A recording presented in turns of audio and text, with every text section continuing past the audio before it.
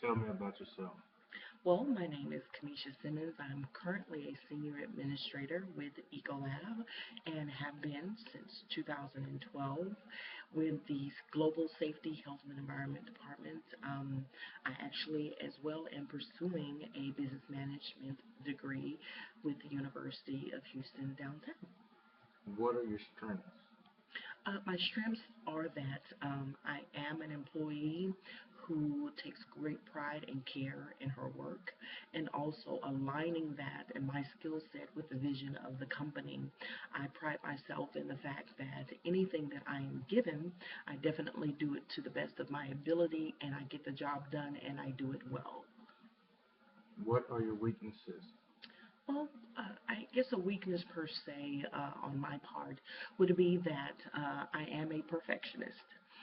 I have had to condition myself to say, okay, Kamisha, a task is done and it's done decently and in order, and it is something that you can go ahead and submit, and it will be okay. So I definitely do not want my level of perfectionist to hinder my ability to get jobs done on time and in a timely fashion. I've definitely worked on that, and it's afforded me the opportunity to get tasks done just as timely as I have in the past without delay. Where would you like to be in your career 5 years from now? Well, 5 years from now, I'm glad you asked that question because I actually do have a 5 year plan to financially be set and ready to transition and live in the great state of Hawaii and be working in the import and export industry. I am considering having a more of concentration with my degree with supply chain management as well. What's your ideal company? Well, my ideal company is a company that has had successes and has the ability to recognize a skill set such as in myself that will be a great addition to its core values and the vision that it sees going forward. A company that can see an employee who embraces change and is willing to flow with the up and down of that particular industry and still aid the company in thriving and surviving through such challenges as that, as well as having a forward, circumspect understanding of where the company should be going and assisting it in getting there. Why should we hire you? Well, first and foremost, I have the skill set and I have the experience that you are looking for. I will say that in hiring me, you're hiring someone who takes the job seriously.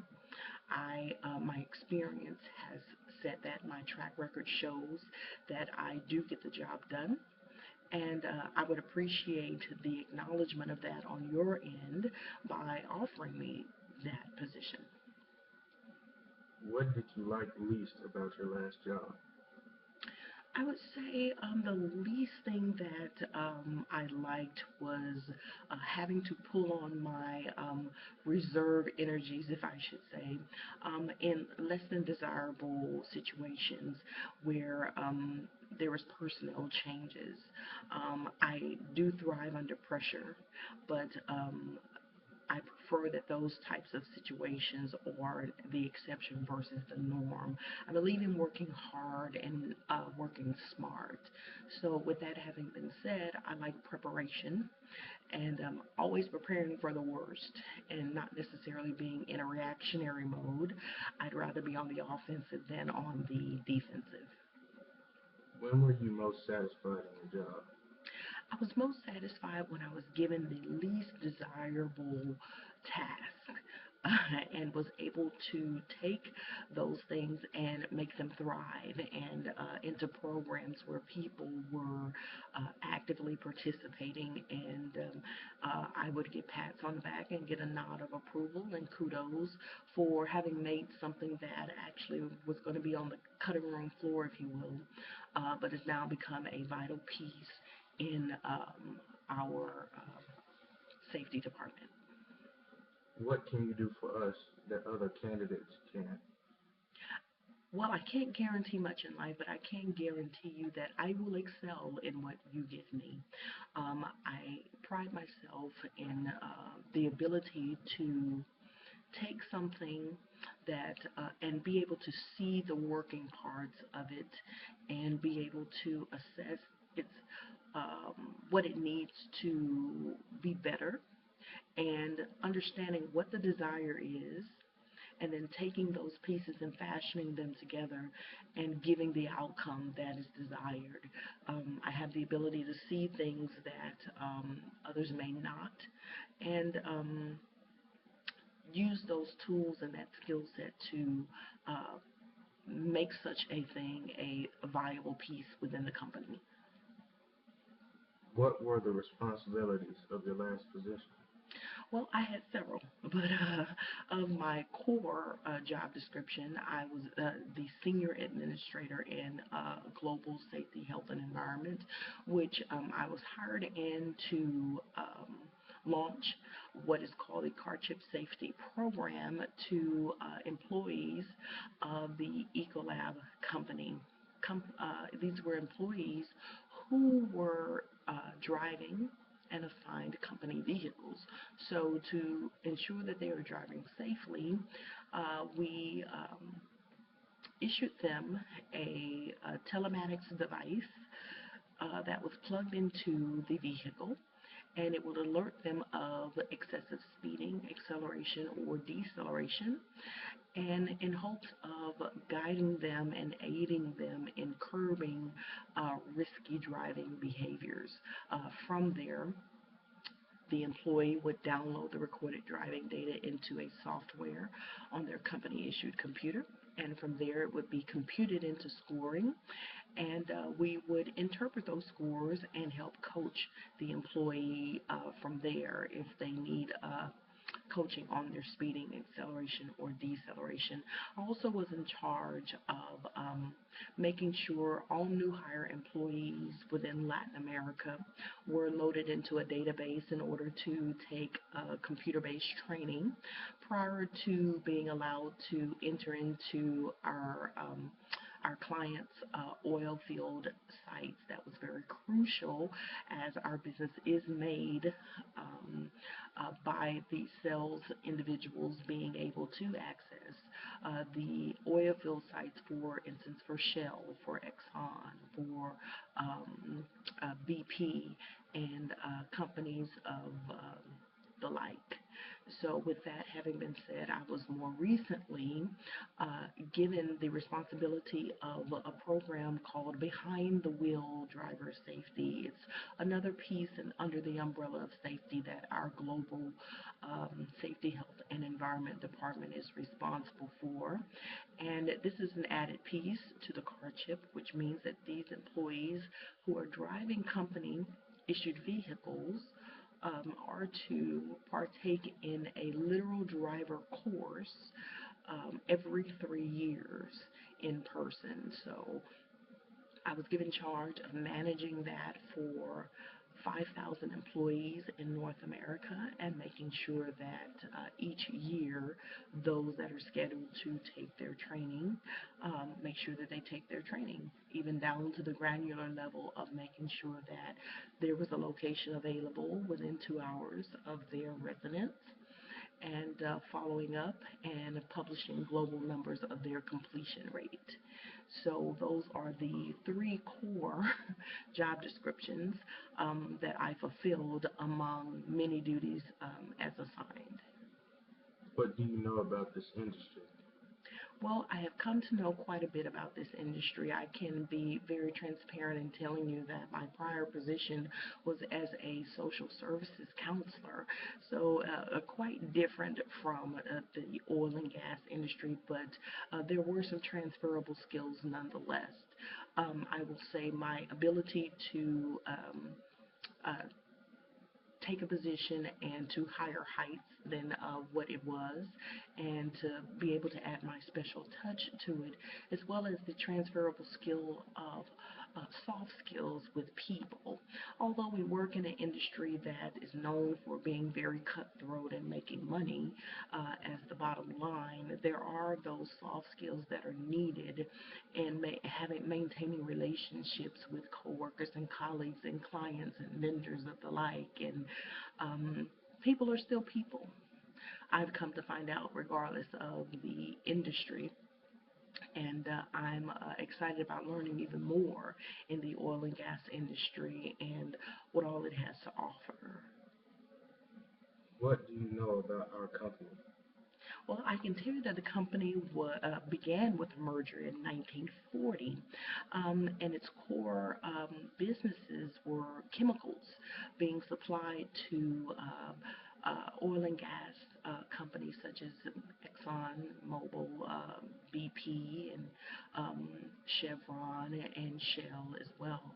And so I do understand that the company began its roots in Sugar Land, Texas, and has branched into merging with two other companies, Ecolab, as well as Champion Technologies. Ecolab bringing in its suite of industry strongholds such as textile care and equipment care, health care, water solutions as well.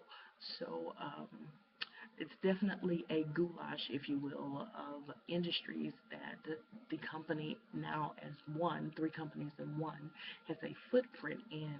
But I can tell you that I'm thoroughly excited to learn a little bit of everything, becoming a jack of all trades, if you will, having an understanding. There's plenty to learn, and I'm excited about that. Are you willing to relocate? Yes, I actually am willing to relocate. I can tell you that I do have an elder son who will be graduating from high school and pursuing his college career.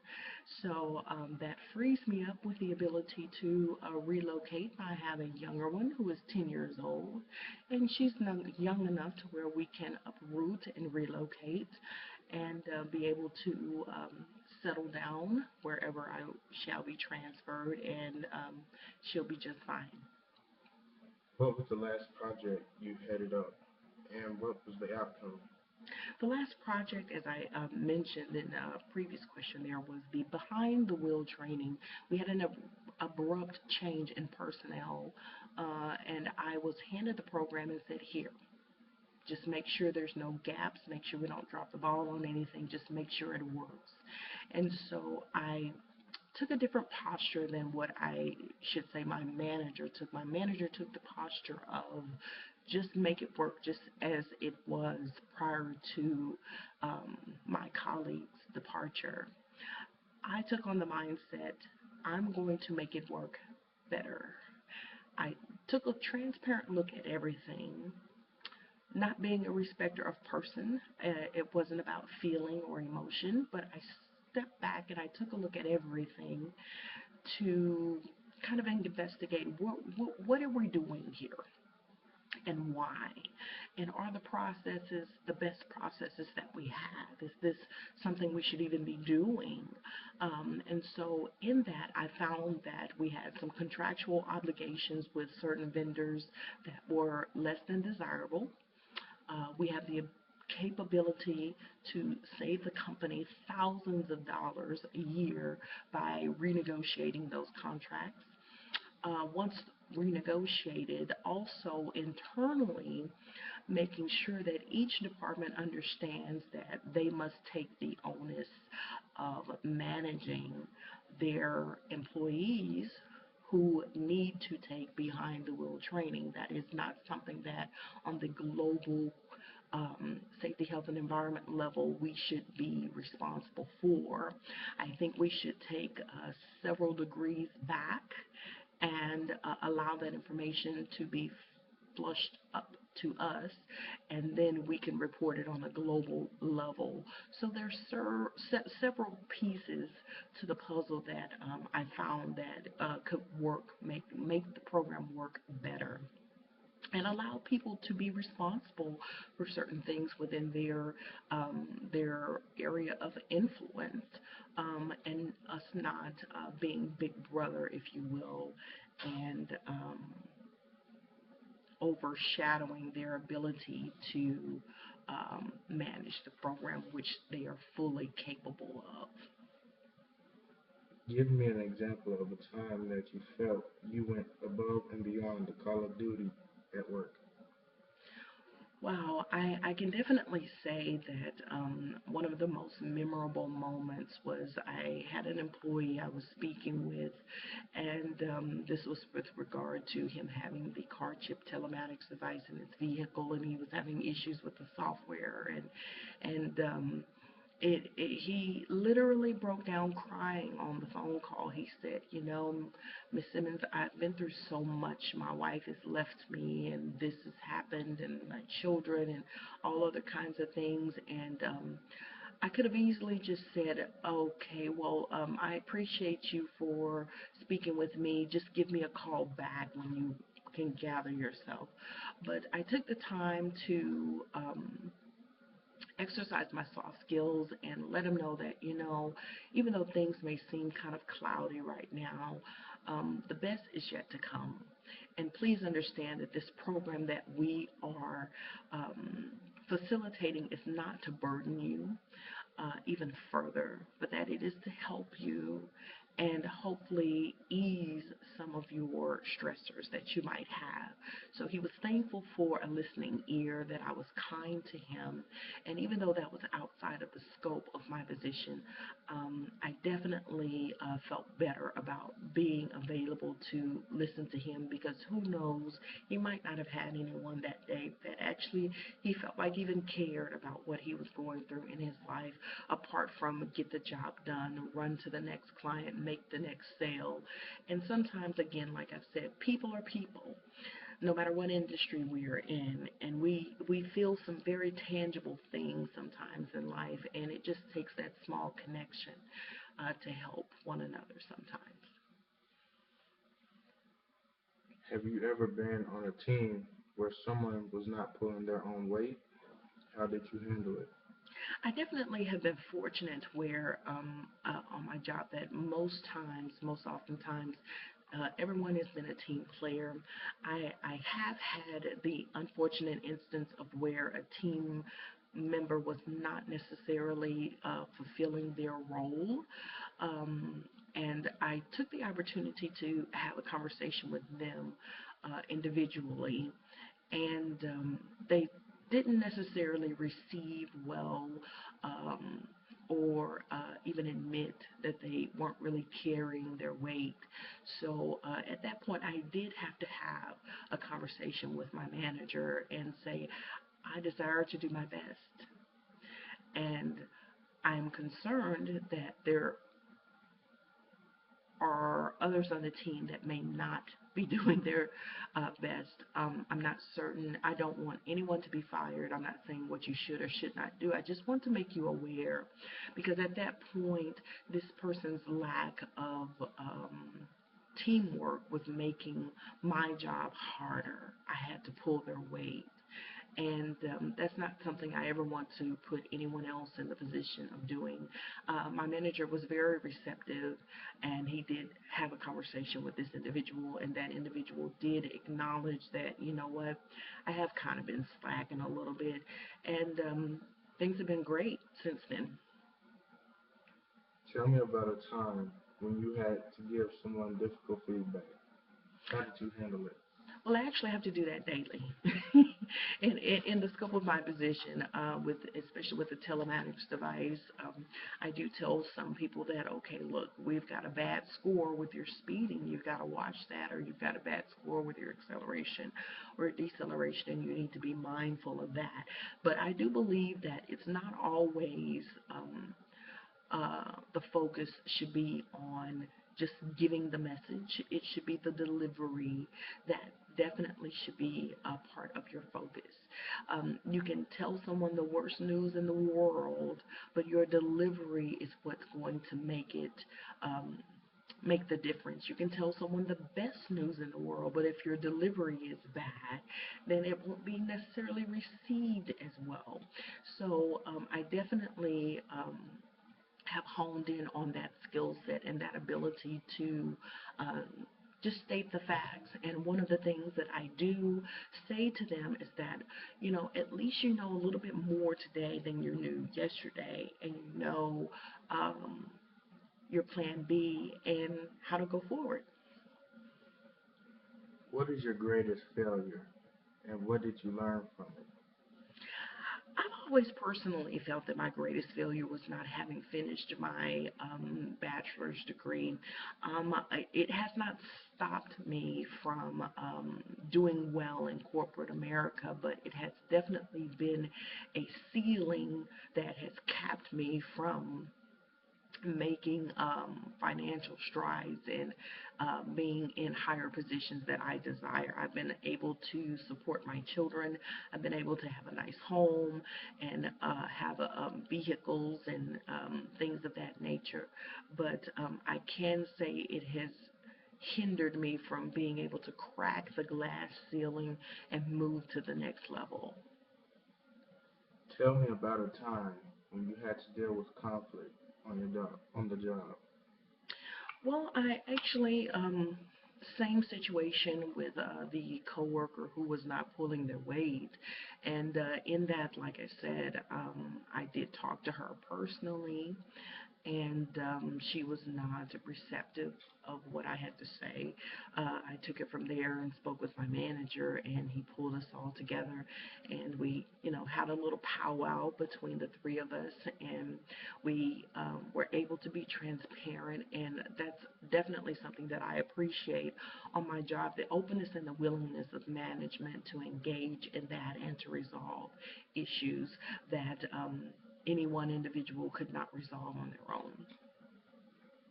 What's the most difficult decision you've made in the last 2 years, and how did you come to that decision?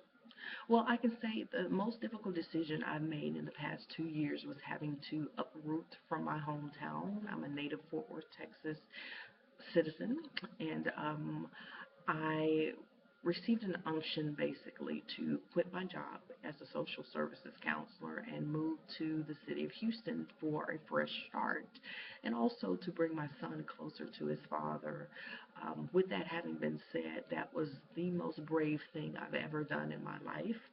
I've never truly lived outside of my hometown of Fort Worth other than a brief stint at the University of Houston main campus when I was a freshman many moons ago. So I can definitely say that that was the biggest event in the past 2 years for me. Describe how you would handle a situation if you were required to finish multiple tasks by the end of the day and there was no conceivable way that you could finish them. Well, that's the key to prioritizing. I prioritize my week. There are certain days of the week that I answer certain emails.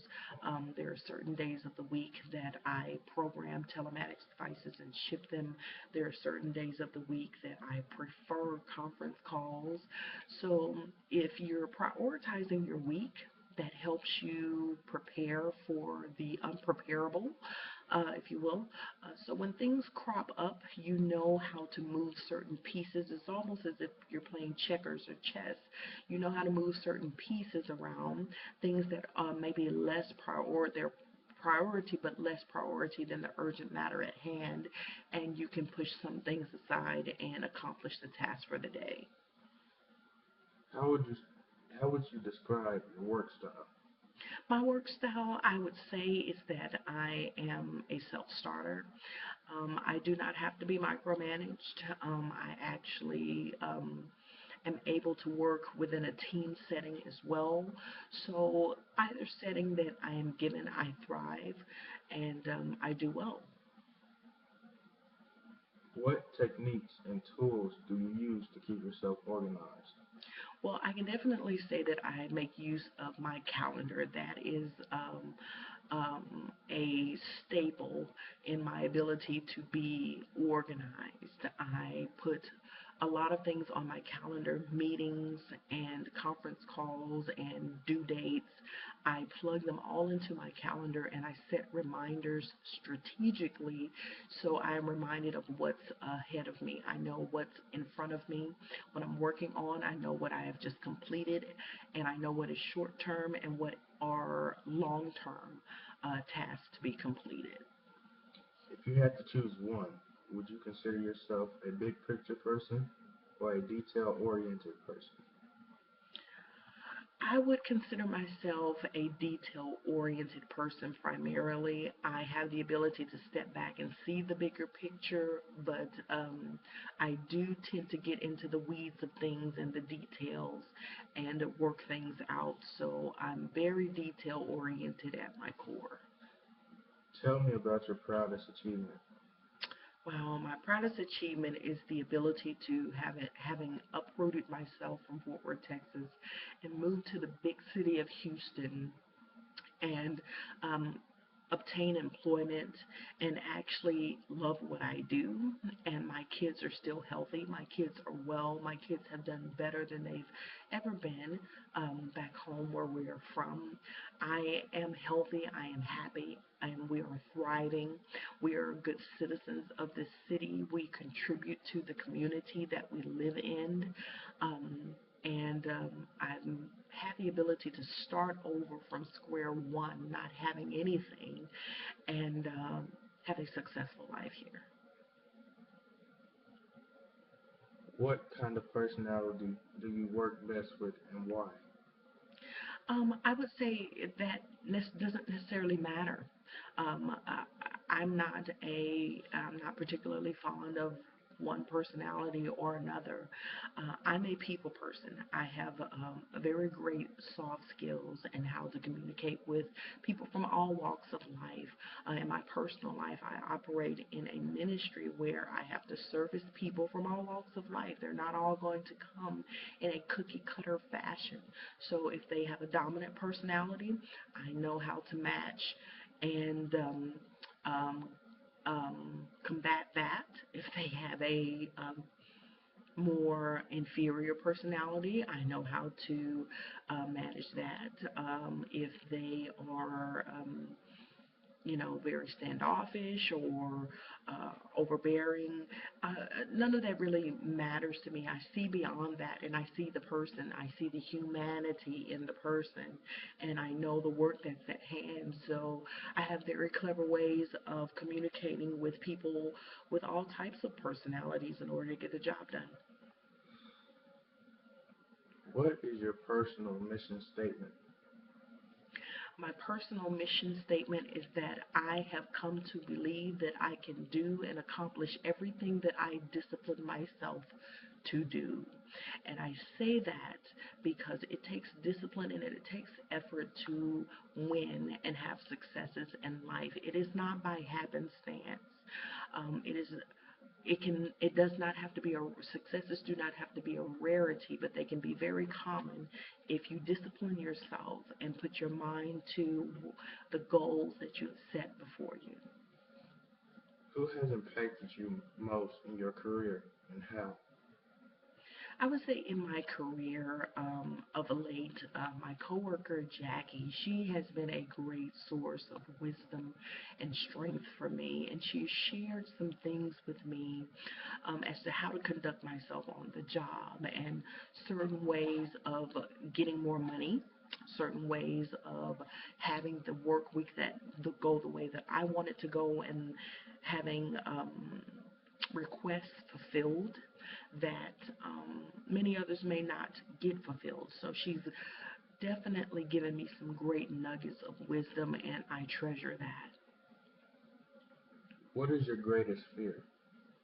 My greatest fear is not ever having ever tried at all. I believe that we as human beings come to this earth with great potential and great opportunity, and what a total waste not to have lived up to your potential or not have any ever even tried. I'm not a firm believer in saying I can't do something when I've never even tried it. So I'm a bit reckless, if you will. Life is risky. Everything is risky. So why not try? You only get one life. You don't get to trade it in. So I can say that by the time that I leave this earth, I will have definitely tried to the best of my ability to live to and through my potential. What is your biggest regret and why? Well, my biggest regret, I can attribute that back to not having obtained my degree, but I'm definitely doing something about that. I'm continuing my degree after this semester. I will be classified as a senior at the University of Houston downtown, and within the next year and a half, I will be gracing the stage. It will be definitely a surreal moment, and it will be something a little different for me because my path in life was not the same as others. But with that having been said, I don't use that as an excuse, but rather as a badge of honor that, yes, it took me a little bit longer to get here, but nonetheless, I am here. What's the most important thing you learned in school? The most important thing I've learned in school is discipline. I do not believe that navigating through college is simply by happenstance or simply by this innate ability that everyone has, this special magic secret. It's not about the smartest. It's not about the most intelligent, the person with the highest IQ. It's about those who can endure despite the noise of a life. It's about those who can persevere through challenges in their schoolwork. It's about those who can endure and press through challenges in life as well as stay focused and disciplined on their studies. Why did you choose your major? I chose my major because I believe that I am a natural leader. I believe that I have the ability to coach and teach and shepherd individuals around me. I do not fear adverse situations. I'm definitely one tough cookie, and I can say that I thrive in environments of that nature. What will you miss about your present or last job? I will definitely miss the people that I've come to know and grow with. There's one employee. He's so memorable to me. I was troubleshooting some issues he was having with his computer, and I was telling him, okay, well, click on this and click on that, and he said, well, is that a right click or a left click? He didn't even know how to use the mouse, but we laughed and joked, and he put his wife on the phone, and he would call me every month, and he would say, I know I've got to put my wife on the phone. You got to talk to her so she can help you fix my computer, so you can help her fix my computer, I should say. And so after about 3 or 4 months, he would call and he said, guess what? I said, what's that? He said, I did it myself already. I said, no way. He said, absolutely. I did it myself, and my wife didn't help me at all. So it was fun to see someone who had been doing their job for 20, 30, 40 years. Um, and they knew their job very well, and they were embarking on retirement soon, but they became computer literate at the same time of working with me on a monthly basis. What is your greatest achievement outside of work? My greatest achievement outside of work are my children. I'm definitely proud of my son, who is 17 years old. He is an A and B honor roll student, and he is in the 11th grade, and he's doing very well. He's getting offers from college to play football, and he also has the academics to match. My 10-year-old, she is doing great. She's also an AB honor roll student in the 4th grade, and we've gone through a lot of adversities in life, but I can definitely say my children have been a rock in my life, and I'm very, very, very, very proud of them. They have just loved their mother in spite of and despite any challenges we've faced. So my children, I appreciate them. What are the qualities of a good leader? The qualities of a good leader start with being able to listen.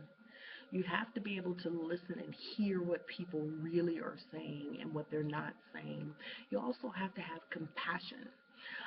Leaders who are just task oriented tend to run into some bumps along the road. There are times where you have to pull back and you have to listen to the heart of the matter while also guiding and navigating that person through to the task that needs to be done. Great leaders are really engaged in what their employees are doing and who they are leading is doing. You actually care about the people. I use this underlying theme and talk about humanity. You have to see the humanity in a thing without just looking at the task that's at hand. You can get tasks done all day long and have all of these accolades and achievements, but you've left the humanity along the way. And so people may not always remember what you say or what you do. They always remember how you make them feel, and they always remember what they see. So a good leader, lastly, should lead by example, not asking anything of your employees or of those who you lead that you yourself will not do or are not capable of doing. What are the qualities of a bad leader? A bad leader is the reciprocal of everything I just stated. A bad leader is someone who is can be so goal oriented they don't see the person behind it. That's how you could be working. Someone can be working for you for 3, 4, 5, 10 years, and they just walk off the job, and you don't know why because you've missed it. You've missed some moments. You've missed some golden opportunities to get to know the people that you are working with. I understand you have the task at hand, but these are humans. These are not computers. These are not machines, but you have to get to know the people. Do you think a leader should be loved or feared? I think a leader should be loved. Fear is something someone does out of operates out of a posture of duty, and that is something that is not solid. If your leader is loved, that means that person has a connection with you. They have an emotional investment in you, and they want to see you do well, so they will perform well for you. What do you do in your spare time? In my spare time, I'm happy to say that, of course, I am a mother of two children, but I'm also a trained dancer, and I facilitate liturgical dance workshops in the city of Houston. So I teach people not only dance technique and that skill set, and we learn basic ballet foundations, we learn modern jazz, West African, Israeli folk dance, you name it, we do it. And but we also teach them the biblical aspect of dance. Movement was in the Genesis of the Bible, where we always teach in Genesis 1 and 2 that the Spirit of God moved upon the face of the water. So that word moved in Hebrew is rakaf. It means to move, to flutter, to shake. So we equate that with the movement of those who operate in liturgical dance. And just to give a little bit of background, liturgical dance is the dance mandated and ordained in the scriptures, but it's also it's done to Christian music. So it's very powerful, it's very beautiful, it's very sweet, it's very endearing, and we love to do that unto the Lord. And so I love teaching that. This year will be 15 years in ministry for me, so I'm definitely excited to see the people that will come through and attend the workshops. And I'm a people builder. I just plant a seed and just pray that it is showered and flowered and that they grow. And I have definitely had the fulfillment and the joy of people coming back years later saying, they remember when I taught them something and they took it and they just, allowed it to grow and to flourish in their lives. So not only do we teach them a skill set, but we also teach them practical life skills because life is about being a part of a village, and I think we all should support one another. Thank you for your time.